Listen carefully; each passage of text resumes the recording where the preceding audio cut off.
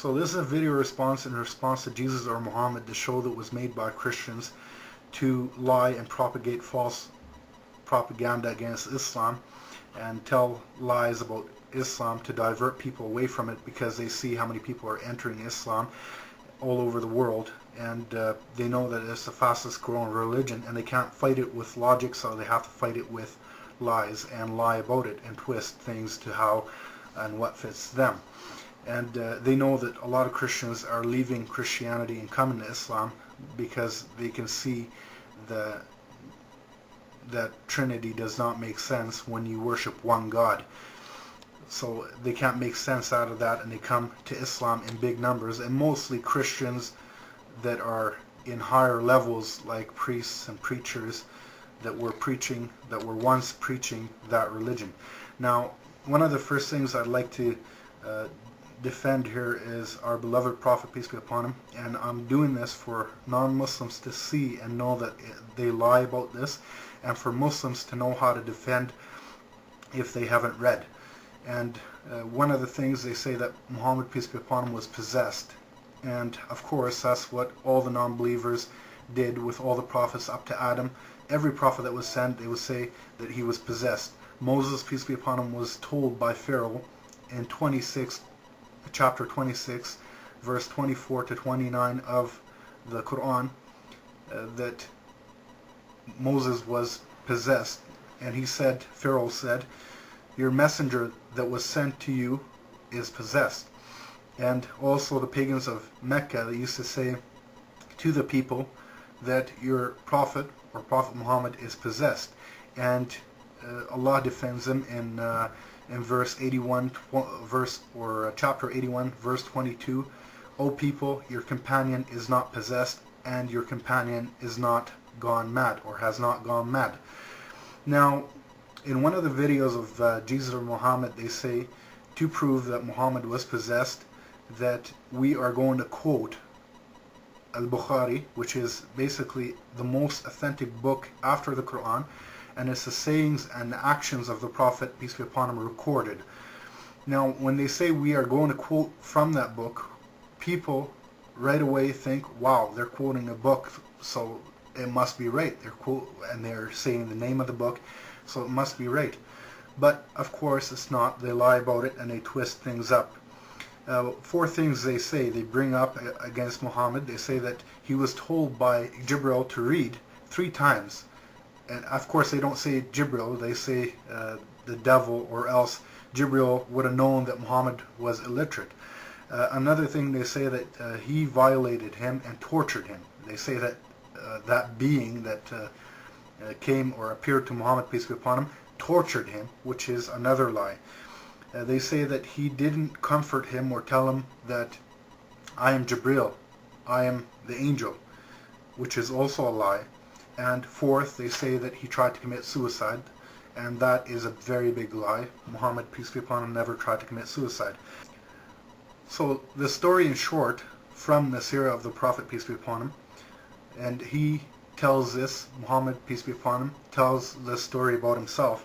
He says, as I was sitting in Ghar Hira, which is about a cave about a kilometer away from the house of God in Mecca, and he was sitting there alone. Suddenly, something appeared onto him and told him, read, read, read 3 times.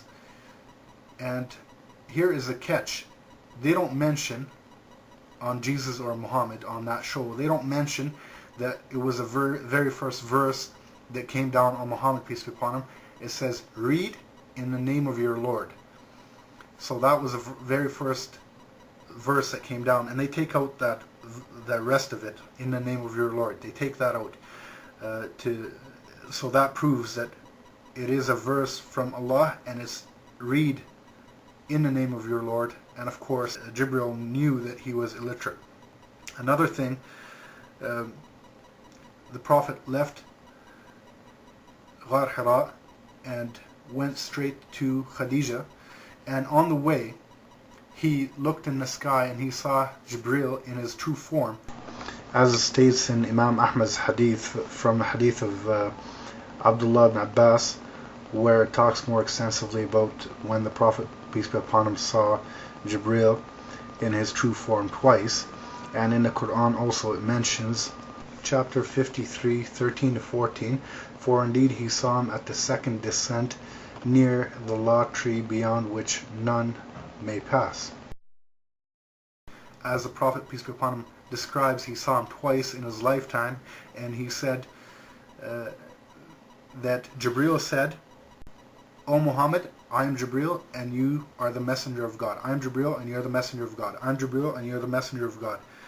And then Muhammad, peace be upon him, went straight home. He told his wife he was very scared, and even in the Quran it says that he said, "Cover me, cover me."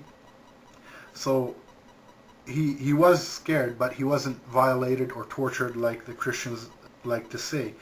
And another thing, Jibreel did tell him, I am Jibreel and I am the angel of God. And one last thing they lie about, they say that he tried to commit suicide, and that is completely false and wrong. So this is covering that part. And one of the other things they like to lie about also, and they say, here, we can prove to you that these are satanic verses brought down on Muhammad, and here's how we're going to prove them. Now, I talked about this in the past, and I'm going to basically just bring the video and show you what they say and how I replied. "And we did not send before you any apostle or prophet, but when he desired, Satan made a suggestion